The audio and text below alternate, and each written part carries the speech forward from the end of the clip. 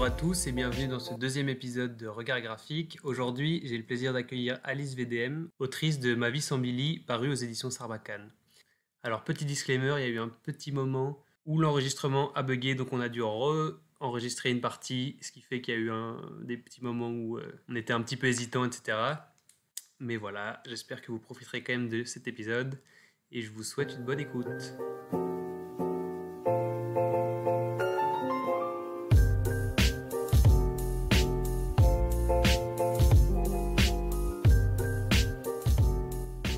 Salut Alice, comment ça va? Pardon. T'inquiète. En plus, en ce moment, on regarde LOL qui ressort. Ah ouais, je vois. Je me perdrai en 4 secondes. Moi, j'ai le rire nerveux, donc... Allez. Pardon. Du coup, Alice, est-ce que tu peux te présenter pour les gens qui ne te connaîtraient pas encore, raconter un peu ton parcours, d'où tu viens, etc. Alors, donc, je suis autrice de BD et je suis française. Je viens de Bretagne, de Lorient, où il y a les merlus. Et, et, euh, et j'ai fait un bac littéraire art plastique. Ensuite, j'ai fait des études hyper longues.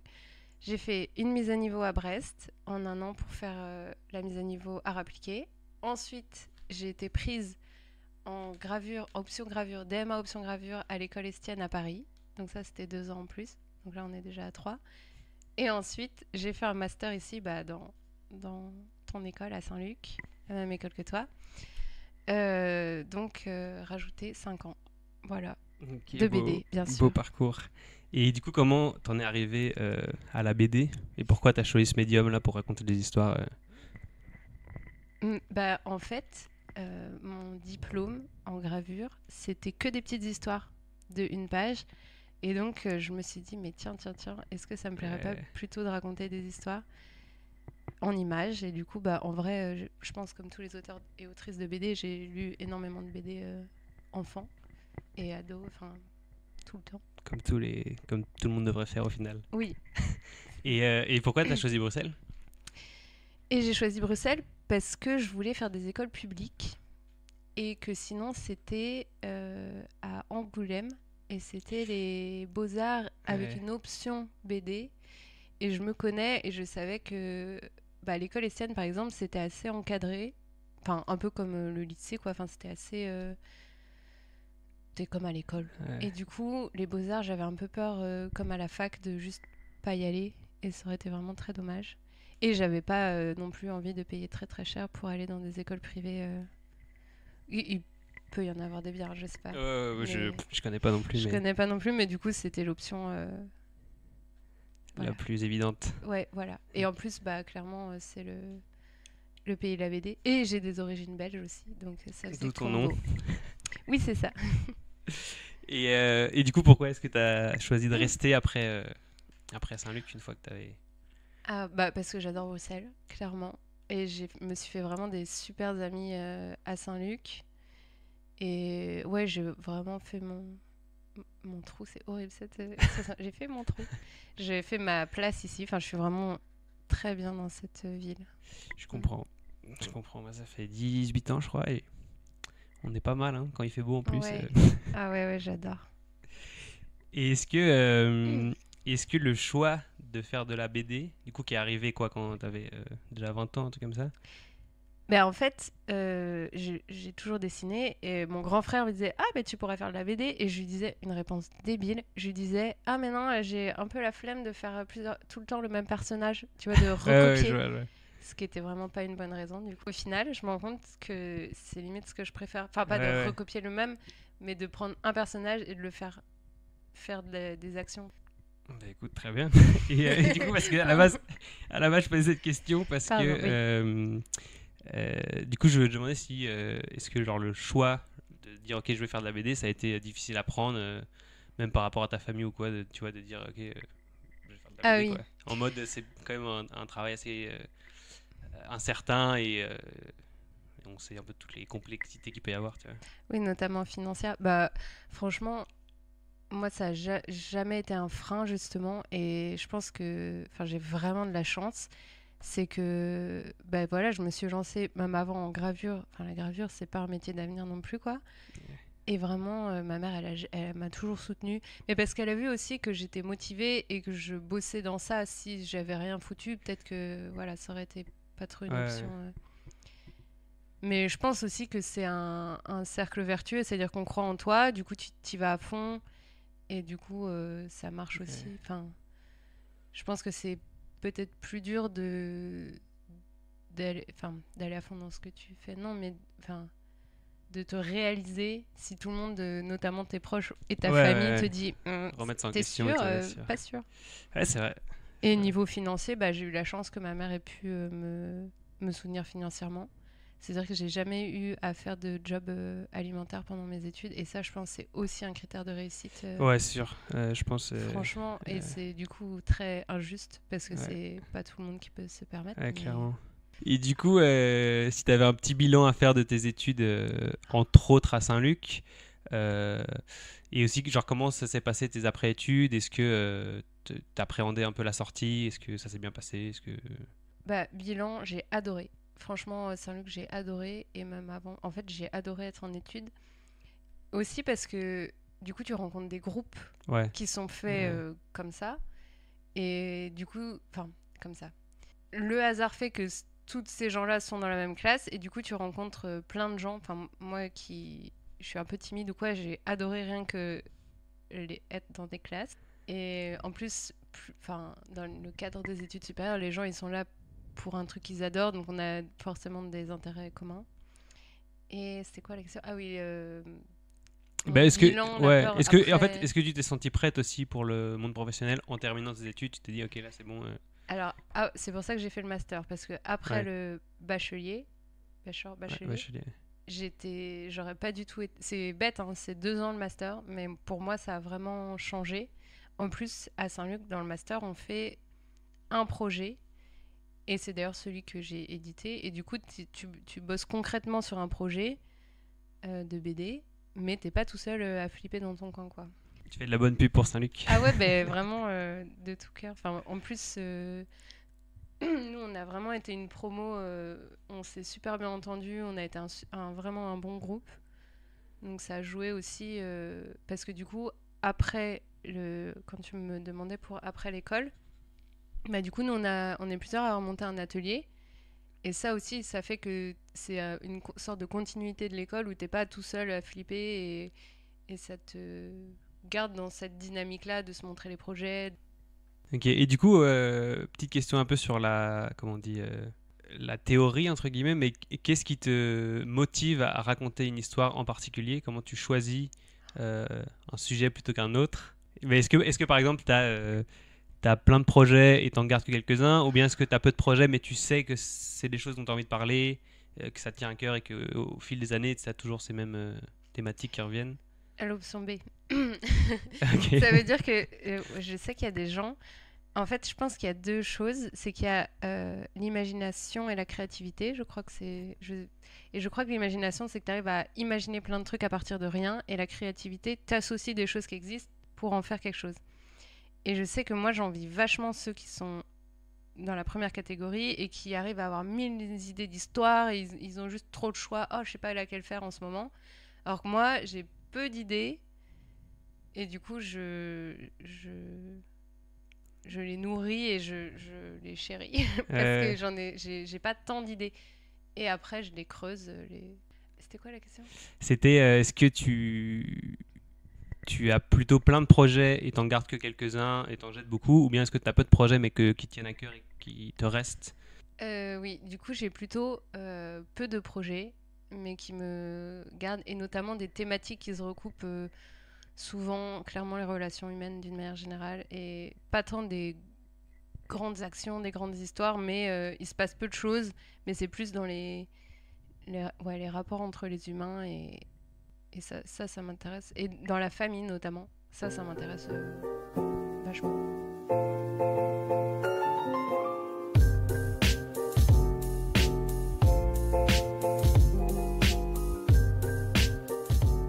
Mais du coup, puisque tu parlais que tu aimais bien explorer les relations entre les personnages, tu peux peut-être un peu raconter Ma vie sans Billy, d'où ça t'est venu ? Ah oui, c'est ça que je voulais dire. C'est que c'est marrant, avant, à l'école, quand on faisait un peu les exercices, donc des mini-projets, quoi, je faisais mon truc, et après coup, je me disais, ah purée, ça parle de ça, ça, ça. Et en fait, pour ce grand projet, je me suis un peu posée, et enfin, ça marchait pas, je pense, de faire ce genre de technique pour un grand projet. Du coup, je suis partie de l'idée de quoi je vais parler, et après, j'ai fait l'histoire autour. Ce qui était du coup la première fois que je faisais comme ça. Et du coup, ce projet, j'ai commencé sur l'idée de la culpabilité. Et en fait, c'est vraiment les relations entre un fils et sa mère. Et moi, je voulais aussi partir de l'idée que on n'est pas obligé d'aimer ses parents, qui est un peu, je pense, tabou encore. Et enfin, sans dire je brise les tabous, mais je pense que, enfin, moi, ça m'intéressait de parler de ce point de vue-là, de bah, si, même si c'est ton parent, même, enfin, s'il est mauvais pour toi, t'es pas obligé de, de dire ok, pardon, enfin, de pardonner justement. Ouais. Et du coup, vraiment, cette histoire, ça parle de ça, et avec un personnage qui va incarner vraiment cette idée-là sans trop spoiler. On conseille pour ceux qui n'auraient pas encore lu. Et oui, ok, ouais, j'avais un peu une question par rapport à ça, mais c'était peut-être par rapport à tes autres projets. Est-ce que enfin, comment tu construis tes histoires? Donc là, tu as un peu raconté, mais est-ce que tu es plus à écrire d'abord un peu toute la structure, ou bien est-ce que tu sais où tu vas en dessinant? Est-ce que tu as besoin de dessiner pour un peu savoir où tu vas, ou bien tu écris d'abord tout de manière un peu plus... genre, tu écris ton scénario et puis tu dessines après, quoi. Je pense qu'au début, il y a un peu des dessins, des tâtonnements, mais moi, je suis assez, je pense, dans l'idée classique qu'on se fait de comment on fait une BD. On écrit toute l'histoire, ensuite on fait tout le storyboard, ensuite on fait... Moi, je suis un peu étape par étape, quoi. J'aime bien finir une étape, ensuite je fais l'ancrage, ensuite je fais la couleur, et je mélange pas trop les étapes. Et comme je me disais aussi, ah, je pourrais bosser sur plein de projets en même temps, et en fait, je me rends compte que pas du tout. J'arrive pas du tout à faire ça. Je suis un peu monomaniaque. Ouais, j'ai un peu ce truc-là aussi. Ouais. De te dire, ok, je termine cette étape et puis je passe à la suivante. Ouais. Mais ok, ouais. Mais parce que, ouais, genre, j'ai des gens à qui j'ai parlé où c'est vraiment, ils dessinent, ils savent pas forcément où ils vont aller, et c'est en dessinant qu'ils trouvent des pistes et des solutions, tu vois. C'est un peu une autre manière de faire. Ah ouais. Bah après, moi j'ai un peu de ça, presque du coup à l'étape du storyboard, page par page, où je sais que, ok, là, dans cette étape, ça va parler de ça, ça, ça. Et là, à ce moment-là, c'est le dessin qui me permet de... Des fois, un dessin me fait changer Ouais, de direction, ça te fait. Ouais, je vois. un peu dans le scénario. Ouais. Après, la grande ligne directrice, c'est la même, mais... Je vois, je vois. Et du coup, par rapport à Ma vie sans Billy, est-ce que tu peux dire un peu combien de temps ça t'a pris? Donc tu dis que tu as commencé ça en master. Ouais, alors j'ai eu l'année du master, où là, vraiment, j'ai eu l'idée, et j'ai fait tout un storyboard.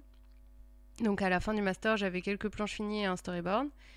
Et ensuite, j'ai tenté le fameux prix Raymond Leblanc. Et là, en fait, du coup, j'ai été repérée par Sarbacane qui m'a dit envoie-nous ton dossier, ça pourrait nous intéresser. Et en le faisant, du coup, j'avais beaucoup de matière, on va dire. Et de là, on a fait des changements. Et en fait, c'est sorti en novembre de l'année d'après. Donc, je suis sortie en 2019 et c'est sorti en novembre, non, 2021. Ouais, donc ça t'a mis 2 ans, quoi. 2 ans, ouais. Et tu l'as commencé En au moment de ton 2019. master. Ouais, donc ça a mis Ouais. 2 ans et demi, 3 ans.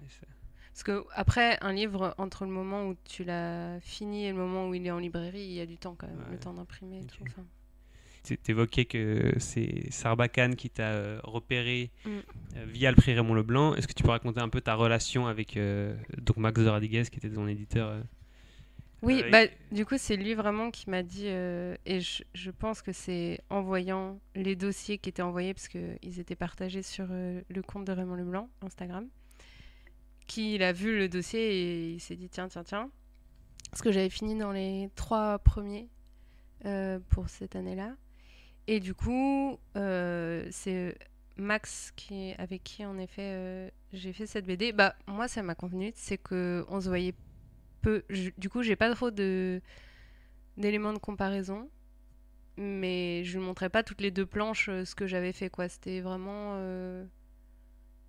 entre guillemets, j'étais un peu laissée tranquille. Et moi, ça ouais. m'a convenu, quoi. C'était pas Ouais. qu'il s'intéressait pas, hein, mais justement, c'est je pense qu'il a vu que moi, fallait me Ouais, laisser ouais, un ouais. peu faire des bouts tranquilles, et puis après, on en parle.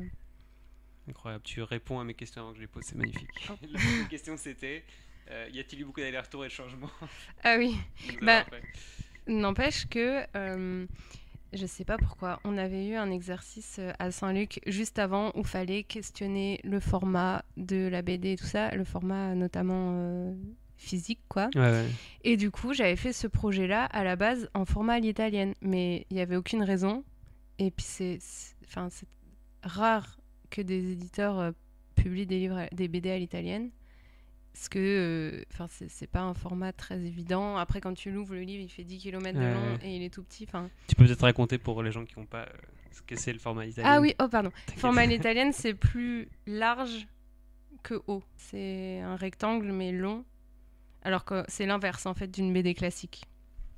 Et du coup, un des éléments qui était dans le contrat avec Sarbacane, ils ont dit ok, nous ça nous intéresse, mais par contre il faudrait que ce soit un autre format. J'ai dit ben oui, vous avez totalement raison, c'était vraiment un peu, c'était pas du tout logique de faire ce j'avais oublié que c'était, parce que je me rappelle quand tu avais posté sur Raymond Leblanc, quand Raymond Leblanc est posté, qu'en effet c'était pas le même format que le format de ouais c'était vraiment et c'était leur seul truc. Après la technique a changé, mais ça c'est moi qui ai changé en cours de route, quoi.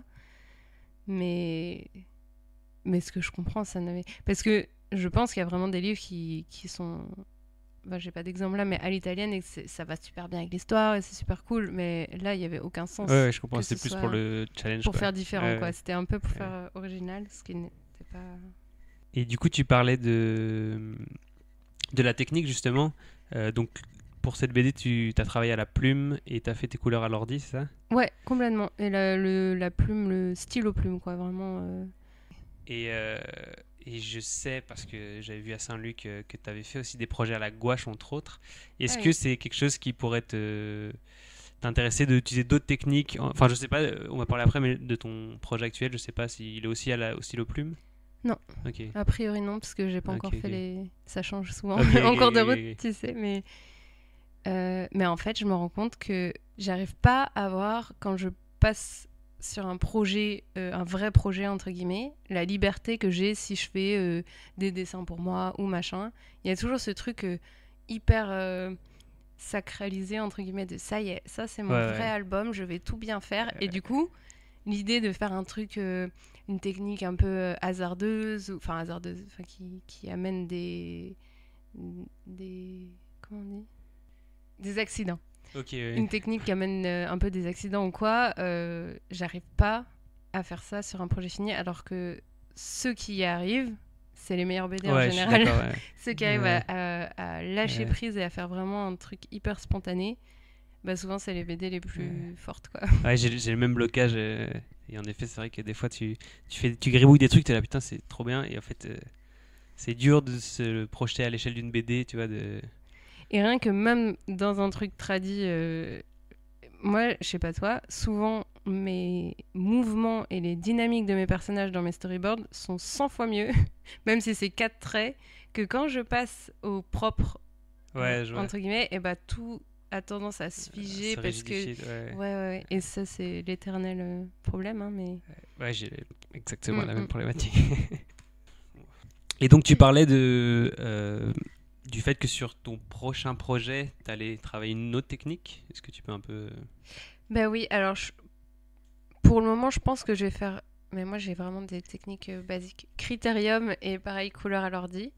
Mais parce que je me rends compte que le critérium, et comme le bic, ça glisse vachement bien. Et du coup, on peut essayer de garder ce côté plus spontané que je trouve... Enfin, j'aime bien dessiner à la plume, et j'aime bien des fois les rendus un peu style figé que ça donne, mais je vais sans doute le faire Après, là, récemment, j'ai refait des essais à la plume, mais plume avec encrier, du coup, cette fois-ci, qui est encore pire, je pense. Ouais, c'est... Donc, je pense que c'est jamais fixé. D'ailleurs, l'ancrage de Ma vie sans Billy, j'avais tout fait avec un feutre noir, et aux 3/4, j'ai tout refait au stylo plume parce que finalement, ça me plaisait plus du tout. Ah ouais. Ça, c'est le gros risque. C'est comme c'est un travail de longue haleine et qu'on a tendance à renier vite et à plus assumer vite ce qu'on fait, c'est de changer en cours de route. Ouais, c'est vrai. Je vois très bien. Mais d'ailleurs, oui, j'allais te demander, parce que donc, pour ceux qui voient pas forcément ce que tu fais, tu as un style quand même assez spontané. Et est-ce que tu t'es assez vite et efficacement, on va dire, satisfaite de ton travail, ou est-ce que tu as besoin de redessiner beaucoup et de jeter des pages et de refaire, etc. Je pense que je suis assez vite satisfaite, mais du coup, donc ce qui est bien parce que j'ai tendance à quand même travailler assez vite, mais du coup, je suis peut-être pas assez perfectionniste. Il y a plein de fois où je pense du coup, m'oblige à faire ça, et ce qui est vachement bien à plus refaire et à plus. J'ai tendance à trop enchaîner, à faire allez next, parce que aussi c'est cool de faire les nouvelles pages et tout ça. Mais du coup, je pense qu'il faut vraiment, mais je l'applique déjà maintenant, que justement, que je refasse. Alors que je sais qu'il y a plein d'auteurs qui sont trop à refaire, et c'est ça leur problème. Moi, il faut que j'aille plus vers ça. Je sais pas, tout le monde va se dire, mais elle est folle. Okay. Et du coup, on parlait donc de ton prochain projet qui va s'appeler Les Oies Cendrées. Ouais, ça. Ouais, c'est ça. Et donc, ta première BD, Mamie sans Billy, tu as travaillé toute seule, donc le scénario et le dessin. Et là, sur ce nouveau projet, tu as un scénariste. Ouais. Est-ce que tu peux un peu raconter c'est quoi la différence d'expérience de travailler seul et d'avoir un scénariste? Ouais, le scénariste qui s'appelle Cyril Legray. Et en plus, on a travaillé sans s'être rencontrés avant, donc c'était assez marrant. Et là, je pense que ça joue aussi du fait qu'on s'entend bien, mais j'adore vraiment. Déjà, t'es à deux sur un projet, donc t'es pas tout seul à flipper dans ton coin, de nouveau, hein. Il y a vraiment ce truc. Mais, du coup, on a chacun un recul sur ce que l'autre dit. Puis, j'adore aussi son histoire, est géniale. Me donne super envie de Là, je suis à l'étape du storyboard pour le moment. Et qu'est-ce que c'était la question? La différence, pardon. C'est quoi la différence? Ça doit être deux manières de travailler différentes, j'imagine. Ouais, en plus, je suis étonnée parce que je pensais être plus tyran à vouloir tout contrôler. Et je me rends compte que comme on est souple tous les deux, on arrive à être... Puis je pense qu'on a la même vision du truc, du coup ça aide. Hein. Mais là, moi j'adore. Et du coup, tu peux raconter peut-être un peu comment s'est passée votre rencontre? Tu dis que tu ne le connaissais pas avant de travailler avec lui? En fait, je suis dans l'atelier avec Victor Pellet. Et donc Cyril Legray, mon scénariste, mon scénariste, lui a proposé le projet, mais Victor avait déjà trop de... Enfin, il n'avait pas du tout le temps, donc il a dit « Ah, mais j'ai Alice qui est dans mon atelier. » Donc il lui a envoyé mes trucs. Il a dit « Ah ouais, c'est cool. » Et du coup, il m'a envoyé son scénario. Et du coup, j'ai dit j'adore. Est-ce que ça te dit... Je crois que c'était 2-3 semaines avant l'échéance du prix Raymond Leblanc. Ça te dit qu'on tente le prix Raymond Leblanc. Ah oui, vous l'avez vraiment fait... Voilà. D'abord, j'ai fait quelques... je sais même plus si c'était juste des personnages ou peut-être une page ou deux. Enfin, pour qu'on soit d'accord sur ok, le style est cool, on partirait plutôt là-dessus. Et on a fait le dossier et paf, on a... Et nous, on s'était encore jamais rencontrés en vrai, on s'est appelés et tout, mais pas en vrai. Et du coup, on a eu l'énorme chance de gagner ce prix et on s'est rencontrés en vrai la première fois. Le jour où on a reçu la petite statuette là. Ah, c'est dingue. Donc c'était assez marrant de dire enchanté. Voilà, on est parti pour faire ce projet apparemment. Ok, et parce que du coup, tu disais tout à l'heure que tu avais un peu des grandes thématiques et des grandes BD sur lesquelles tu voulais bosser. Et donc, au moment où il t'a contacté, tu n'avais pas de projet en cours? Si, j'avais un projet qui... Je galérais un peu avec ce projet parce que je pense que j'avais un peu le truc de après la première BD, tu te rends compte que les gens, ils voient vraiment ta BD, ils lisent... Enfin, ça devient concret l'idée de faire un livre. C'est un peu bête, mais des fois, on a des réalisations un peu bêtes comme ça. Où, du coup, tu dis, ah, mais je peux pas faire un truc que j'aime ou voilà, et du coup j'ai un peu bloqué clairement. Et donc j'avais des idées, mais enfin, j'étais j'étais pas convaincue. Et on a commencé aussi à en parler avec Sarbacane, qui m'aidait. Eux, ils voyaient plus ça comme un truc jeunesse. Alors moi aussi, je me disais, oh là là, parce que c'est très bête, mais ça a un peu mauvaise presse, les trucs jeunesse. Enfin, pas mauvaise presse, mais mauvaise. C'est moins bien vu, j'ai l'impression, pour des auteurs de faire des trucs jeunesse. Peut-être je me trompe, hein, mais j'ai l'impression que c'est un peu la vraie BD et la BD jeunesse, alors que en vrai, c'est tout aussi cool.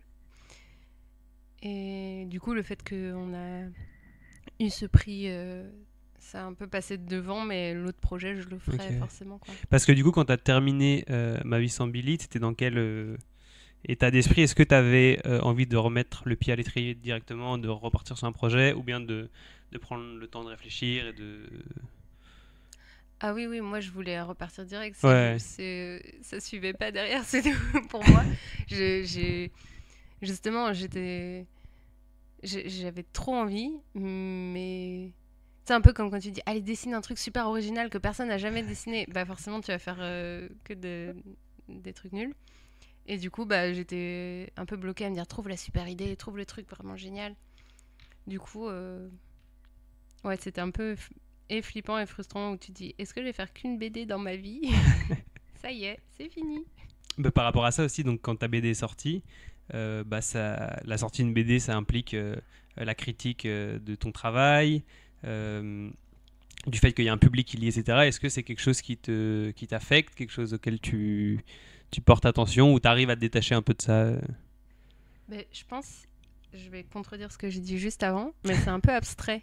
C'est-à-dire que les gens, si tu les vois en dédicace, ils achètent la BD, ils l'ont pas lu en général. Ouais, ok. Donc ils font et toi tu dis bonne lecture.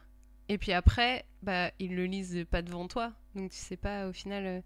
Et en général, en tout cas à mon échelle, au début, les gens ils vont pas s'embêter s'ils ont pas aimé ta BD à faire tout un commentaire. Alors j'ai détesté, c'était trop nul. Du coup, t'as un peu que les bons retours. Ce qui est cool aussi. Ouais, ce qui est cool parce que en plus, je sais pas à quel point c'est commun, mais moi limite, j'ai reçu des exemplaires pour moi. Donc j'ai découvert la BD, je me demandais si je l'assumais encore, enfin tu vois, ou si j'étais encore contente du dessin, machin.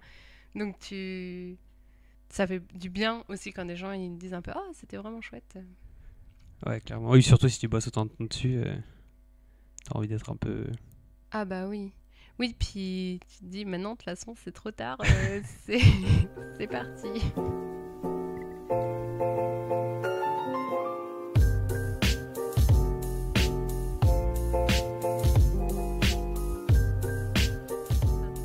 Et donc tu as fini Saint-Luc il y a 4 ans.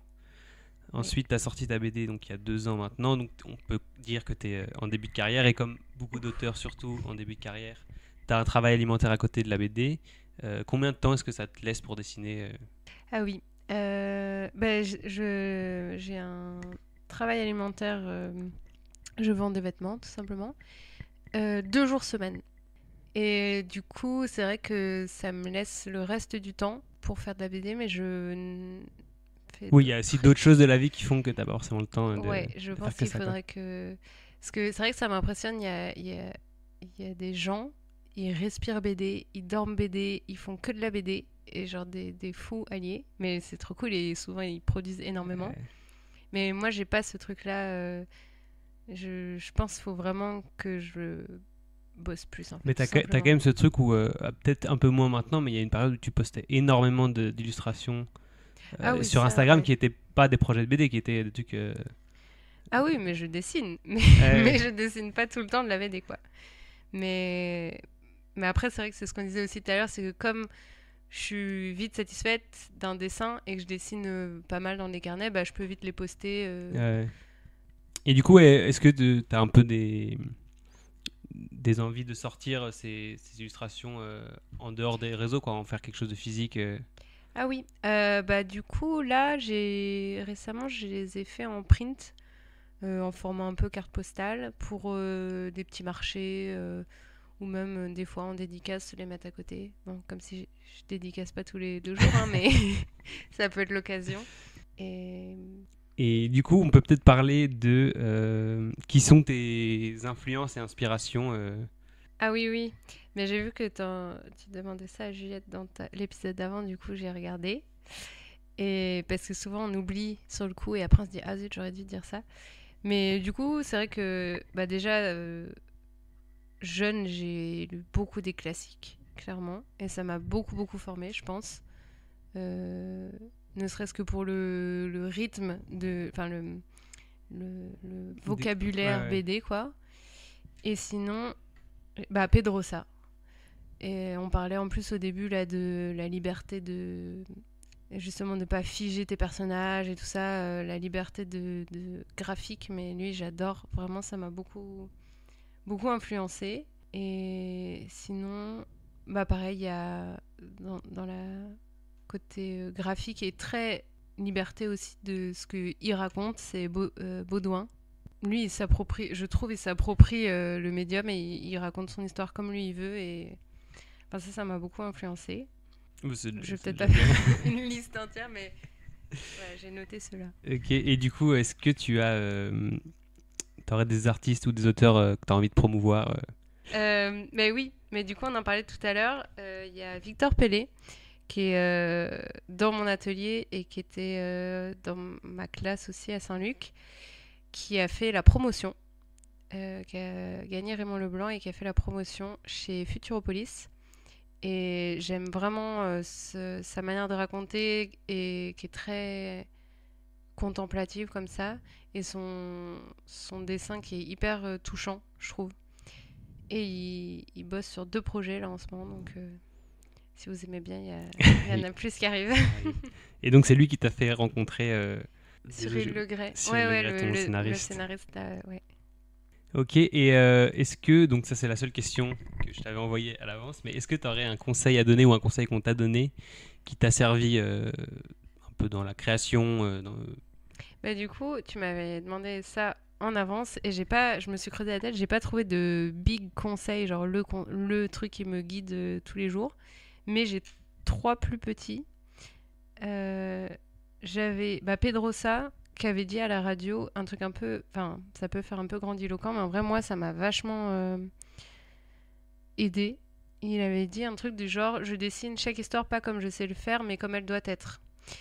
Et ça, je trouve, c'est super. Ça évite de faire la même recette pour toutes les histoires. Et comme on parlait tout à l'heure du format à l'italienne, qui peut avoir un sens dans certaines histoires et pas dans d'autres, bah, je trouve aussi, rien que le médium que tu utilises, enfin l'outil que tu utilises ou quoi, selon l'histoire, ça peut vraiment... puis ça veut dire que chaque histoire a sa sensibilité. Il y a des trucs...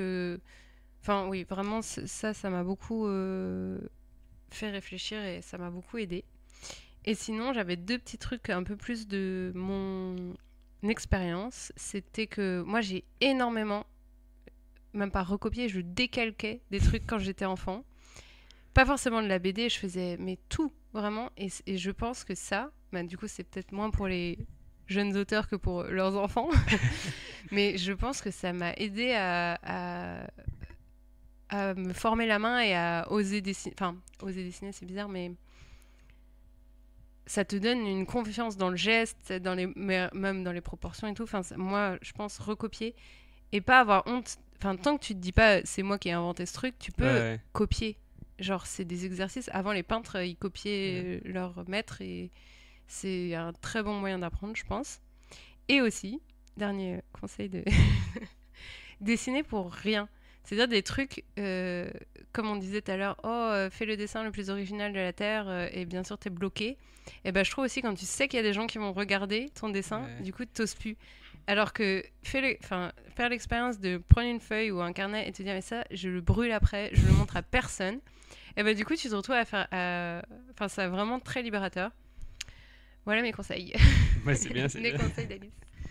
On arrive au bout. On va terminer avec. Est-ce que tu as une actualité des festivals ou des choses qui vont sortir bientôt peut-être il y a. Enfin, du coup, c'est pas en lien avec la BD, mais je serai au festival Beau Marché AXL ce dimanche pour vendre justement les prints. Mais sinon, je suis sur ma BD là avec le scénariste Les Oies cendrées, qui sortira chez Futuropolis du coup. Travail de longue haleine. C'est pas pour demain. Tu sais à peu près dans combien de temps ça devrait sortir ou... Non, franchement, je suis à plus de la moitié du storyboard. Ouais, mais après, mes storyboards sont presque décrayonnés. En général... Après, j'ai dit aussi qu'il fallait que je fasse plus attention à peaufiner, donc on ne sait jamais. Que je vais refaire aussi tout l'ancrage à mi-parcours. Donc non, je ne sais pas trop. Et c'est vrai que ce qui est bien, c'est que Sébastien Gnedy, chez Futuro, c'est notre éditeur, ne nous met pas de pression de deadline et tout. Donc ça aussi, je pense que pour nous, ça fonctionne. Peut-être que pour d'autres auteurs, faut des deadlines, mais nous, ça va. Bah top. Super, bah écoute, merci beaucoup. Merci beaucoup de m'avoir invité. Au revoir. Salut.